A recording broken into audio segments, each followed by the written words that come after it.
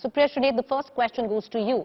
Bharat Jodo Yatra, one would think, politically very astute, happening 2 months before elections. You have skin in the game in both Himachal and Gujarat. 11 states you're cutting across. The 2 election-bound states you're not going to.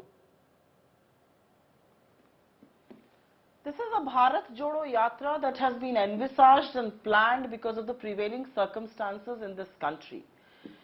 This country is deeply divided economically, socially and politically. This country is seeing the biggest wedge there is to be seen between the rich and the poor.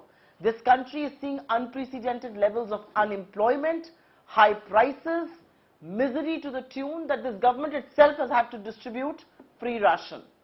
The reality is when systems break down and when the society gets divided as badly as perhaps the Indian fabric has, you've got to rise to the occasion and try and join it. And I'm sure the country feels about this as well, and which is why this is not just a Congress initiative, but this is a larger mass movement that I think this is a clarion call for everybody who wants to join in to join. There's a certain route that's decided, and if you had heard some of the people who announced this yatra like Jairam Rameshji and Digvijay Singhji, they actually answered the question that you're raising. There's a certain route that has been decided from Kanyakumari to Kashmir. 3,500 kilometers will be covered, about 12 states will be passed through.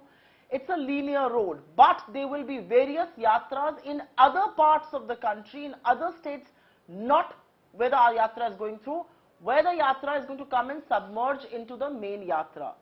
So because of the paucity of security reasons, time, the routes that were decided, the yatra is going to pass through specifically to a few states, but no part of India is going to be left untouched. There will be parallel yatras in specific states which will all come and confluence with the main yatra. The question tonight, Preeti, is not about where this yatra is going to or what is being left out. The question really is, why is this yatra important?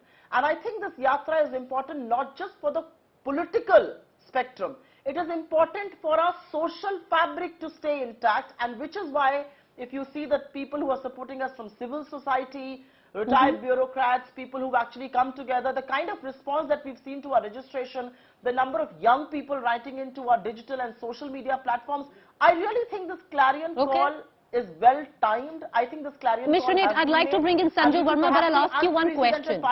Right. I'm going to bring in Sanju Verma and Veena Gupta, but I want to ask you a very quick question. You're a political party, Ms. Srinate. It's your business to win elections. It's your business to take the yatra, the mainstream of the yatra, to the election-bound states and talk to your electorate there. But my electorate is all over the country. And yes, there are 2 states where elections are being held while the yatra is on. There will obviously be participation that the people are going to make.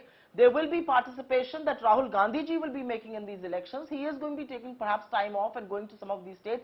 But to say that political parties should only win elections is just one part of the argument.